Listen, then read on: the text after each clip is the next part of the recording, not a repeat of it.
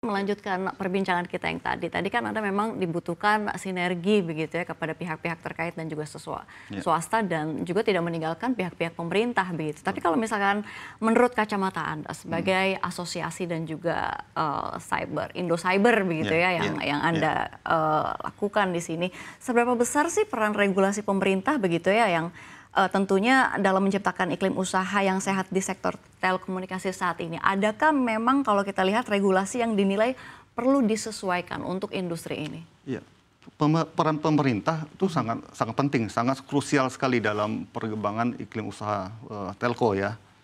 Diperlukan regulasi-regulasi dari pemerintah itu yang proaktif, yang adaptif, sehingga teman-teman perusahaan telco ini bisa bersaing, bisa sehat, juga bisa berinovasi ya ke depannya. Jadi itu yang penting. Yang buat regulasi yang diperlukan, saya kira salah satu yang penting saat ini yang diperlukan adalah seperti tadi saya ngomong, penerapan harga batas bawah.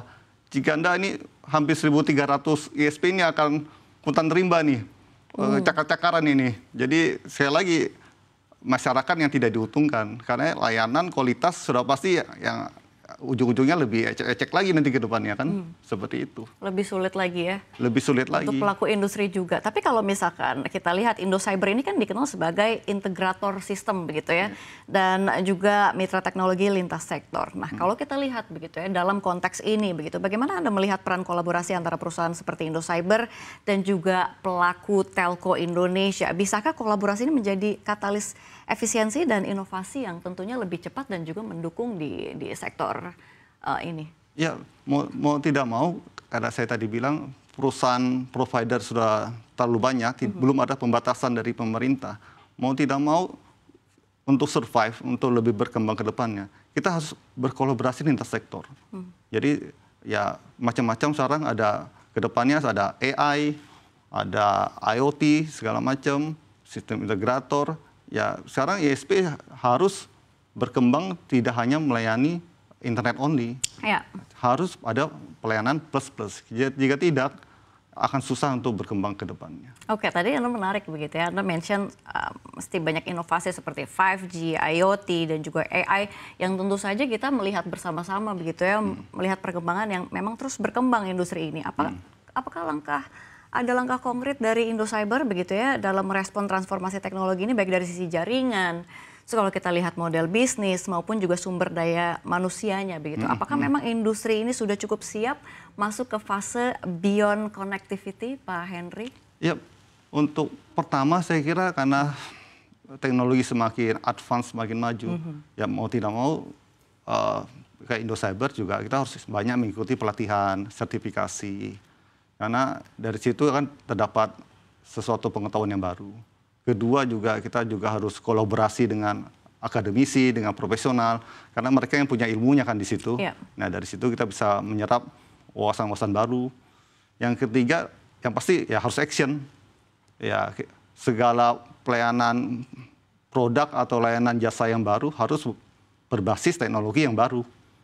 Dan yang terakhir dari sisi perusahaan juga harus ya bersinergi dan kemitraan yang strategis, karena yang punya teknologi itu sekarang contohnya startup, vendor-vendor teknologi, mereka yang punya itu mau tidak mau ya kita ke depannya harus bekerjasama dengan mereka untuk berkembang ya.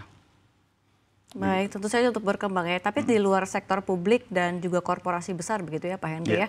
Apakah Indo Cyber ini juga membidik pasar sektor menengah seperti fintech, health tech, dan UMKM digital? Nah ini seperti apa strateginya?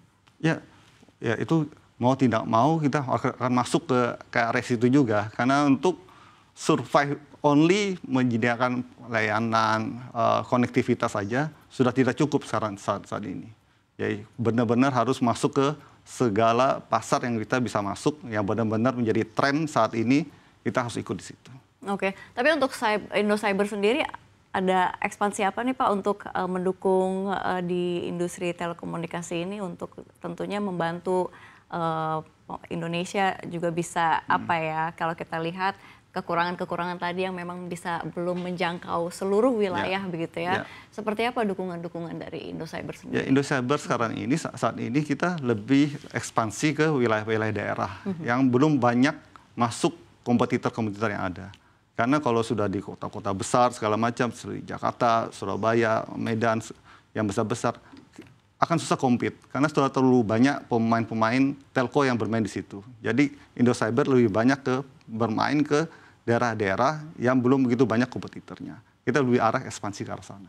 Oh, pasti berarti masih ekspansi di dalam negeri atau kan memang ada ekspansi untuk Asia Tenggara atau seperti apa? Kita lebih banyak di dalam negeri saat ini. Karena seperti saya bilang, potensi kita tuh masih cukup besar. Masih besar dan masih memang besar. Masih banyak kurang dijangkau begitu ya Pak? Masih ada daerah-daerah yang belum dijangkau. Karena seperti saya tadi bilang, populasi penduduk kita itu 300 juta tersebar di seluruh Indonesia. Masih ada potensial market yang bisa diolah di sini. Oke, baik, kita juga pengen tahu nih kalau misalkan dari Indocyber sendiri kan sebenarnya gimana sih Pak Henry filosofi begitu ya dari kepemimpinan atau budaya organisasi yang memang coba dibangun Indocyber begitu ya agar tetap agile di tengah cepatnya disrupsi dari teknologi itu sendiri. Ya, dari Indocyber ya kita harus selalu berinovasi ya.